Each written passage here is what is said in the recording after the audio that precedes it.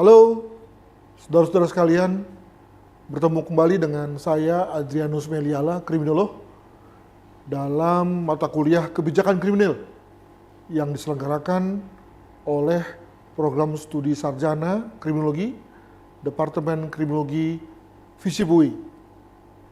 Rekan-rekan sekalian, sebagaimana telah Anda semua amati, bahwa sejauh ini kita sudah membahas cukup banyak hal.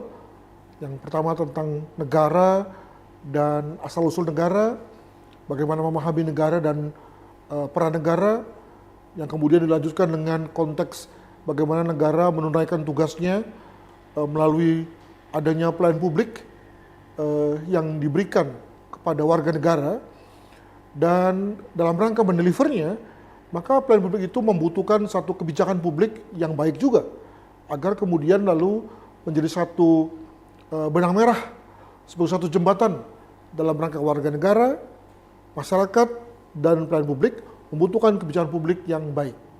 Juga kita sudah membahas dalam kuliah yang lalu tentang organisasi yang menjadi motor dari negara, dalam hal ini birokrasi, ya, yang melalui manajemen publik kemudian lalu menggerakkan birokrasi dengan cara-caranya sendiri, dan juga harus dikatakan memiliki sifat-sifat yang kadang-kadang agak buruk, ya, suka lambat, tidak fleksibel, menunggu perintah, ya, dan tidak berkreatif, sehingga kemudian lalu seringkali menjadi sumber keluhan dari masyarakat terkait dengan kinerjanya.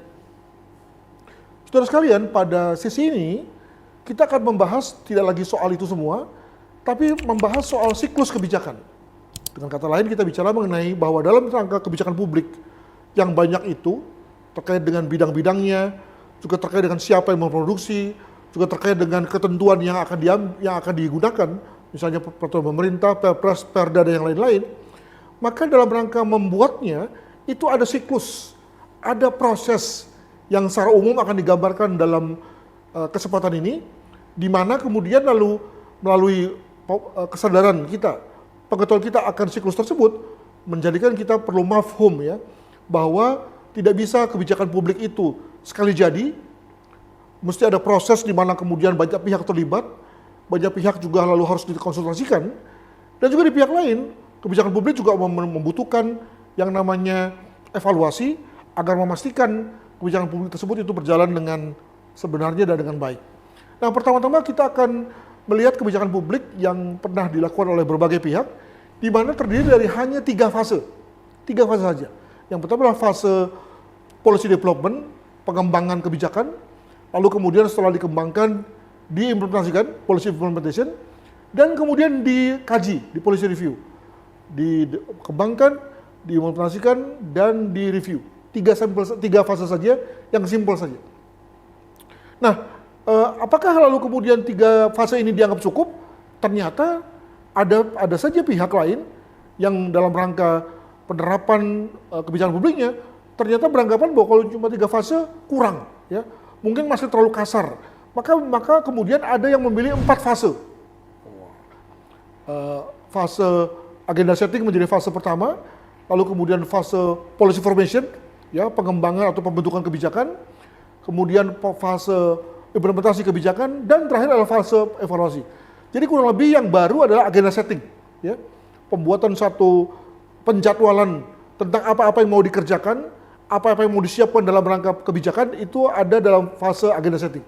Mungkin dalam hal ini pihak yang memiliki 4 fase ini berpikir bahwa kalau cuma bikin policy formation itu mungkin ada pakemnya, ada ketentuannya, tapi dari segi menjadwalkannya, memprioritaskan satu dengan yang lain, itu adalah satu hal yang berbeda. Maka lalu kemudian dibuatlah agenda setting. Namun kemudian, saudara sekalian, ternyata cuma 4 fase saja juga tidak selamanya didukung. Ada juga pihak yang berpendapat perlu ada 5 fase, lebih banyak lagi, lebih detail lagi, ya. Dimana kalau memakai 5 fase, maka bisa digambarkan dengan cara sebagai berikut.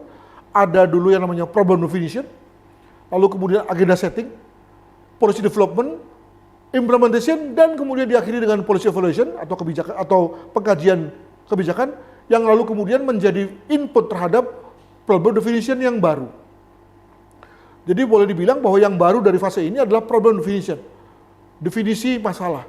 Jadi bayangkan saudara sekalian, bahkan untuk mendefinisikan bahwa satu masalah itu masalah, bahwa suatu masalah itu perlu kebijakan sendiri, perlu ada satu fasenya.